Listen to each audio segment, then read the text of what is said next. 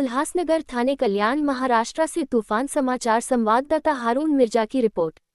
उल्हासनगर थाने मुंबई में सरकारी जमीन पर भूमाफिया का कब्जा दिनों दिन बढ़ता जा रहा है और अब इसका ताज़ा उदाहरण डॉल्फिन क्लब रोड पर टीवीएस शोरूम के बाजू में स्थित लगभग 6000-7000 वर्गफुट के सरकारी भूखंड पर देखने को मिला है, जहां स्थानीय सूत्रों और प्रत्यक्षदर्शियों के मुताबिक कुछ प्रभावशाली भूमाफियाओं ने प्रशासन की मिलीभगत से एक बड़ा शेड खड़ा कर दिया है और उसे अवैध रूप से किराए पर देकर मोटी कमाई कर रहे हैं, जबकि यह भूखंड सार्वजनिक उपयोग के लिए आरक्षित बताया जाता है। इलाके के निवासियों का आरोप है कि यह पूरी कार्रवाई प्रभाग अधिकारी और महानगर पालिका के संरक्षण में हो रही है, क्योंकि शिकायतें दर्ज कराने के बावजूद कोई ठोस कदम नहीं उठाया गया। उल्हासनगर में अवैध कब्जा और निर्माण का ये कोई पहला मामला नहीं है, बल्कि यहाँ वर्षों से भूमाफियाओं का बोलबाला है और प्रशासन की चुप्पी ने इनकी हिम्मत को और बढ़ा दिया है। स्थानीय लोग कहते हैं कि हर बार जब भी ऐसी अवैध गतिविधियों पर सवाल उठाए जाते हैं तो कार्रवाई के नाम पर सिर्फ कागजी खानापूर्ति होती है।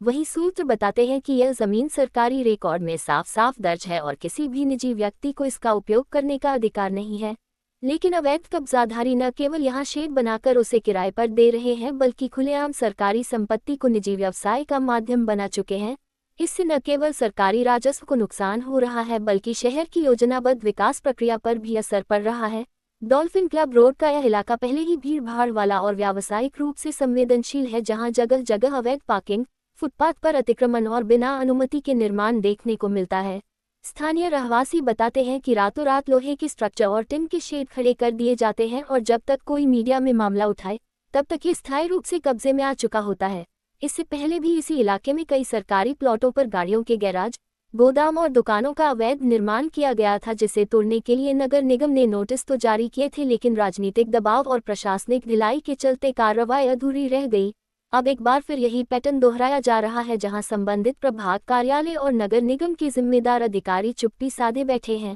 जबकि नगर नियोजन विभाग के नियम स्पष्ट कहते हैं कि किसी भी सरकारी भूखंड का उपयोग सिर्फ सार्वजनिक और योजनाबद्ध विकास के तहत ही हो सकता है। परंतु यहाँ भूमाफियाओं ने पूरे सिस्टम को चुनौती देते हुए खुलेआम अवैध गतिविधियों को अंजाम दिया है। शहर के जागरूक नागरिकों और सामाजिक कार्यकर्ताओं ने राज्य सरकार और थाने जिलाधिकारी से मांग की है कि तुरंत इस अवैध कब्जे को हटाकर भूमाफियाओं पर कड़ी कार्रवाई की जाए। साथ ही इसमें शामिल नगर निगम के लापरवाह और भ्रष्ट अधिकारियों को भी निलंबित किया जाए, ताकि भविष्य में कोई भी व्यक्ति सरकारी जमीन पर गैरकानूनी ढंग से निर्माण करने की हिम्मत न कर सके। इसके अलावा निवासियों ने चेतावनी दी है कि यदि जल्द ही इस मामले में कार्रवाई नहीं हुई तो वे सड़क पर उतरकर आंदोलन करेंगे और उच्च न्यायालय का दरवाजा खटखटाएंगे। उल्हासनगर में बढ़ते अवैध कब्जे और बांधकाम की यह कहानी दरअसल उस गहरी जड़ जमाई समस्या का प्रतीक है, जिसमें स्थानीय प्रशासन, राजनीतिक संरक्षण और भूमाफियाओं का गठजोड़ आम नागरिकों के अधिकारों और शहर के व्यवस्थित विकास को निगल रहा है। और यदि इसे तुरंत रोका नहीं गया तो आने वाले वर्षों में सरकारी जमीनें पूरी तरह से निजी कब्जों में बदल जाएंगी, जिससे न केवल सार्वजनिक सुविधाओं की कमी होगी, बल्कि कानून के राज पर भी गंभीर सवाल खड़े होंगे।